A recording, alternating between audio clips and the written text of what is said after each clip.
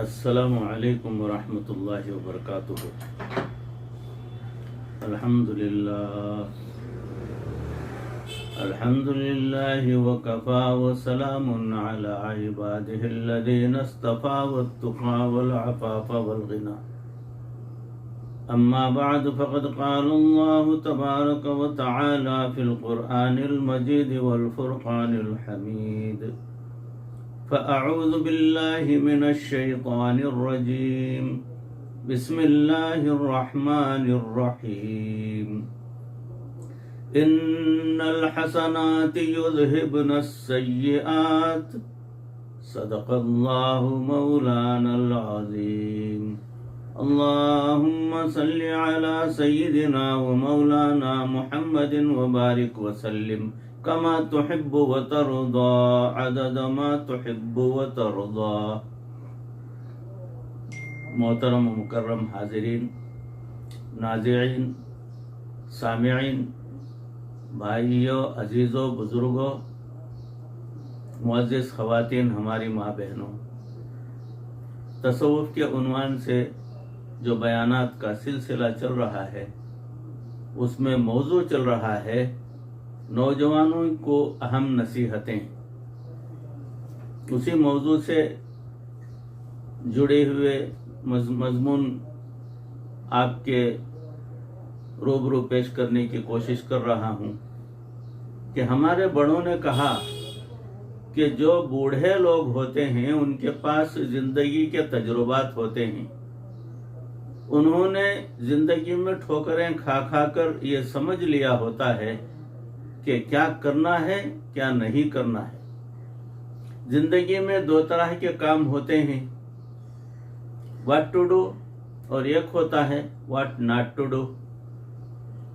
یہ what to do جس طرح اہم ہوتا ہے، واٹ ناٹ ٹو ڈو اس سے بھی زیادہ اہم ہوتا ہے، کیونکہ وہ ٹھوکریں کھائے بغیر بندہ سمجھ نہیں سکتا۔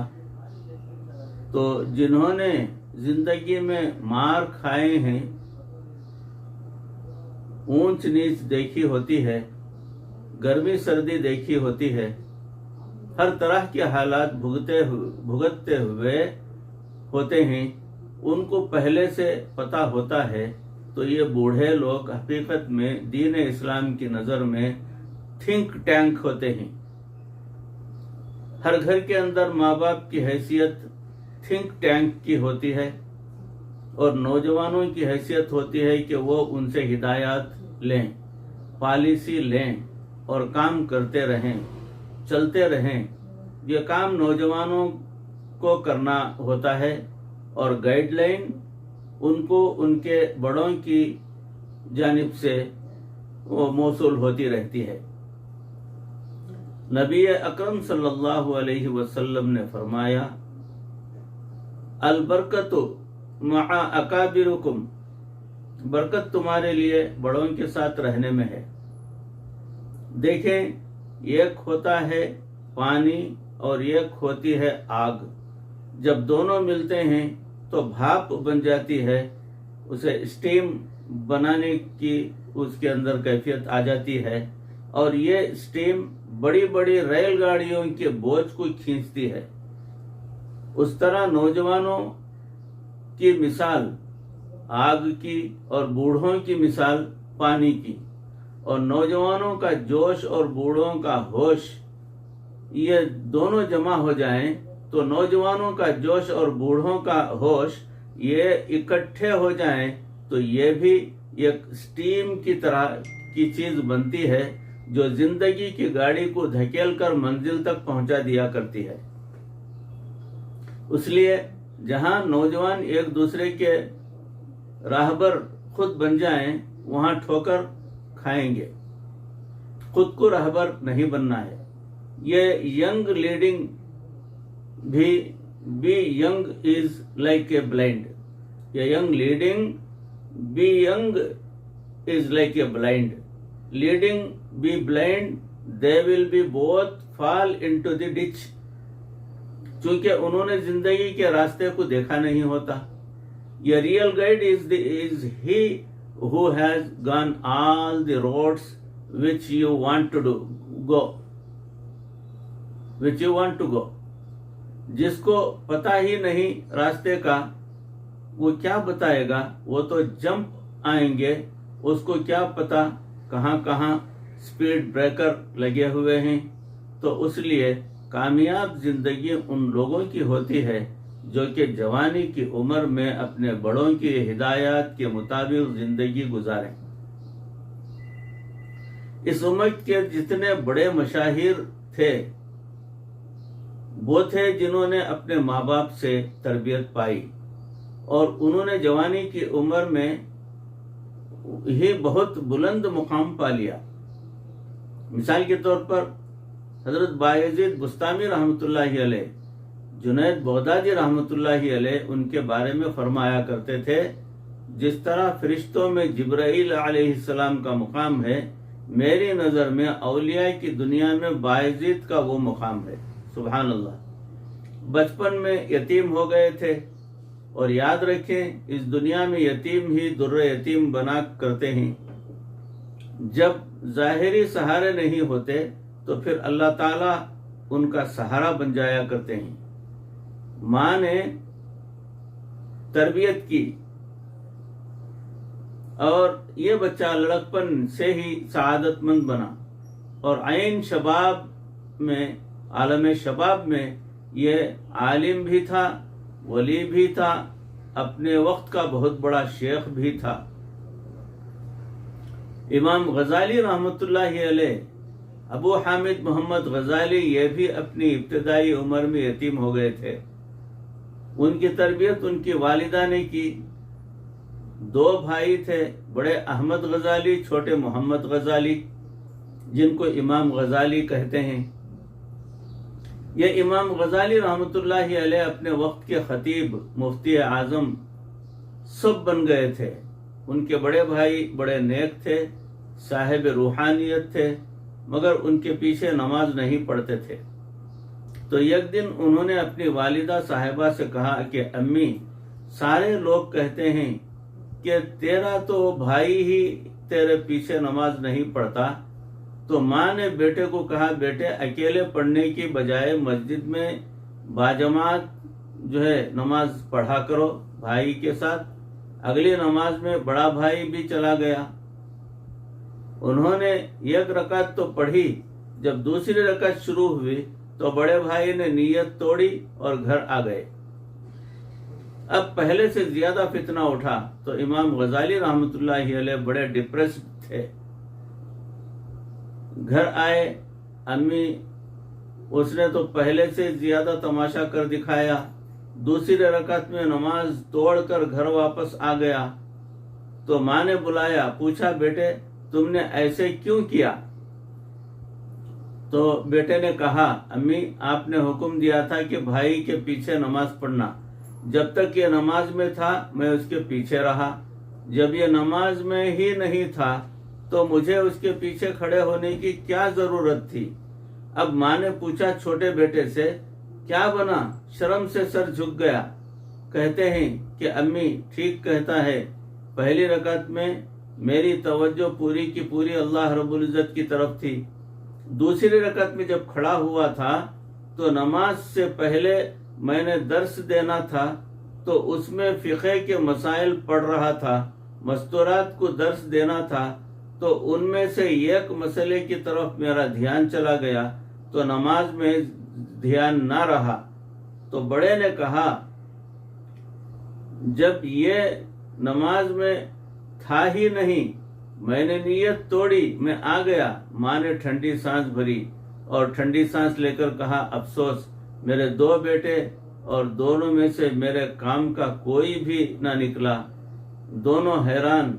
तो दोनों ने पूछा, अम्मी वो कैसे? फरमाने लगी, वो ऐसे कि छोटा आगे खड़ा था नमाज की हालत में और औरतों के हैज और निफास के मसाइल पर गौर कर रहा था, और बड़ा उसके पीछे खड़ा था और वो खड़ा अपने भाई की दिल की कैफियत पर गौर कर रहा था। न उसकी तवज्जो अल्लाह की तरफ थी, न इसकी तवज्जो अल्लाह की तरफ थी।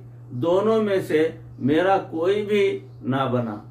वो तसव्वुफ के बारीक मसाइल जो वक्त के बड़े बड़े मशाइख हल किया करते थे, इस वक्त की माएँ हल कर दिया करती थीं। तो इमाम गजाली रहमतुल्लाह अलैह भी आलम जवानी में इमाम गजाली बन गए थे।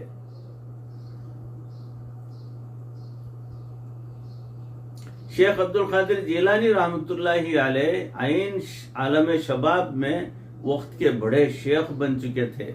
हजरत ख्वाजा मीर आलम रहमतुल्लाहि अलैह जवानी में अपने वक्त के बहुत बड़े शेख बन चुके थे। हजरत ख्वाजा कुतुबुद्दीन बख्तियार काकी रहमतुल्लाहि अलैह आइन आलम जवानी में उस वक्त के बादशाहों के पीर बन चुके थे। ये वो लोग थे जिन्होंने अपने माँ बाप से अच्छी तरबियत पाई और वो फिर जवानी में आसमान हिदायत पर सितारे बनकर चमके। आज भी हम उनका नाम लेते हैं तो हमारे दिल में उनकी अजमत आ जाती है। सिर्फ ये ही नहीं, और भी बहुत सारी मिसालें हैं। नबी अकरम सल्लल्लाहु अलैहि वसल्लम ने अपने पर्दा फरमाने से पहले जो आखिरी लश्कर भेजा था, तो उसका जिसको अमीर बनाया उनका नाम था उसामा बिन जैद रजी अल्लाह ताला अन्हु, और उनकी उम्र थी उस वक्त 18 साल। 18 साल की उम्र में वो लश्कर के अमीर बने। मोहम्मद बिन कासिम रहमतुल्लाहि अलैह, जिसने एक बड़े इलाके को फतह करके वहाँ इस्लाम फैलाया, जब ये लश्कर का अमीर बनकर आया तो उसकी उम्र कितनी थी? 17 साल। आज 17 साल का बच्चा घर नहीं संभाल सकता, और उन 17 साल के बच्चों ने पूरी फौज को संभाला और सैकड़ों मील तक दीन इस्लाम को फैलाते चले गए। सारी दुनिया के अंदर दीन फैला दिया। उनके अंदर ये नियामत कैसे आई कि उनकी डायरेक्शन ठीक थी। उन्होंने बड़ों की हिदायत के मुताबिक जिंदगी गुजारी, थोड़े वक्त में ज्यादा काम कर लिया। आज के नौजवानों की जिंदगी में डिस्ट्रक्शन बहुत होती है, फ्रस्ट्रेशन बहुत होती है। उसकी वजह से उनकी जिंदगी में नेट आउटपुट जो होता है कामों का, वो बहुत बड़ा होता है। इमाम शाफिई रहमतुल्लाहि अलैह 13 साल की उम्र में इमाम शाफिई रहमतुल्लाहि अलैह बन गए थे। दरस कुरान शुरू हो गया था। 13 साल की उम्र में इतने छोटे थे कि बैठे दरस कुरान दे रहे थे कि 2 चिड़ियां लड़ते लड़ते पास आकर गिरी। तो हजरत मुफस्सिर साहब ने अपना अमामा उतारा और चिड़ियों के ऊपर रख दिया। जो बड़े बूढ़े सफेद रीछ थे, उन्होंने उसको बुरा माना कि यह संजीदगी के खिलाफ है। तो आपने दर्स शुरू फरमाया और उसमें हदीस सुनाई कि बच्चा बच्चा ही होता है, कि अगरचे नबी सल्लल्लाहु अलैहि वसल्लम ही क्यों ना हो। तो गोया इस उम्र से उन्होंने दर्स कुरान शुरू कर दिया। हजरत ख्वाजा मोहम्मद मासूम रहमतुल्लाहि अलैह, हजरत इमाम रब्बानी मुजद्दिद अल्फसानी रहमतुल्लाहि अलैह के बेटे, उन्होंने 12 साल की उम्र में अपने वालिद गिरामी से सिलसिले आलिया नक्शबंदिया की इजाजत और खिलाफत हासिल की। 12 साल की उम्र में तो देखें जो करने वाले होते हैं, 12 साल की उम्र में, 13 साल की उम्र में, 17 साल की उम्र में, 18 साल की उम्र में इतने बड़े बड़े काम कर गए। तो उसलिए ये उम्र बड़े काम की उम्र होती है। हम समझते हैं छोटा सा बच्चा है, नहीं, उसको अल्लाह ने बड़ी सिफात दी हुई होती हैं। अगर सही तौर पर शुरू से उसकी तरबियत हो तो 15-18 साल की उम्र में वो एक भरपूर मुआशरे का फर्द बन चुका होता है। मगर उसमें वही बनते हैं जिन्होंने बचपन से तरबियत पाई हो। और अगर बच्चे ऐसे हों कि माँ बाप की सुनते ही ना हो, माँ बाप कुछ समझाने की कोशिश करें तो उनको बुरा लगे, तो फिर ये इस उम्र में इतना नहीं बन सकते। फिर ये वो लाइन होती है जहाँ ठोकरें खा खा के बंदा समझता है हिट एंड ट्रेल वाली जिंदगी होती है। खुद आजमाया, कहीं थप्पड़ पड़े, कहीं जिल्लत मिली, फिर जाके समझ में आया कि बड़ों ने कहा था कि यार ये काम तुमको नहीं करना चाहिए था। तो इसलिए ये जवानी की उम्र हमेशा बड़ी आला उम्र होती है। मगर एक मसला और भी है कि जब ये जवानी की उम्र आ जाती है, टीन एजर जिसको कहते हैं, खास तौर पर 18, 16, 17 एंड 18, इस उम्र में नौजवान के अंदर शहवात भी बेदार हो जाती हैं, जवानी भी बेदार हो जाती है, और वो उनके लिए एक नई चीज होती है। तो बजाय उसके कि ये अपने बड़ों से हिदायत लें कि हमें कैसे जिंदगी गुजारनी है, ये अपने दोस्तों को अपना मुशीर बना लेते हैं, और दोस्त तो फिर एक दूसरे को उल्टी सीधी बातें ही बताते हैं। लिहाजा बहुत सारे नौजवान उस मौके पर पहुंचकर पटड़ी से उतर जाते हैं। वो वक्त से पहले उन चीजों को आजमाने की कोशिश करते हैं कि जिनका अभी वक्त नहीं आया होता। मसलन माँ बाप ने कहा कि भाई पढ़ाई मुकम्मल कर लो, फिर अपने आप को प्रोफेशन में सेट करो, फिर हम तुम्हारी शादी करेंगे। यह एक तरकीब है, मगर उसके कॉलेज और उसूल के ज़माने में, स्कूल के ज़माने में उनका दिल करता है कि नहीं, तो यह फल कच्चा होने से पहले पकने की कोशिश करता है। अभी पूरी तरह कच्चा पका हुआ नहीं होता, एक फल होता है, उसकी जसामत पहले बढ़ती है, फिर एक बढ़ने के बाद पकना शुरू होता है। तो अभी तो वो पूरी तरह कच्चा भी नहीं बना, तो ये उससे पहले पकने की कोशिश करते हैं, यहाँ आकर ठोकर खा जाते हैं। भाइयों, अजीजों, दोस्तों, बुजुर्गों, मौजू चल रहा है।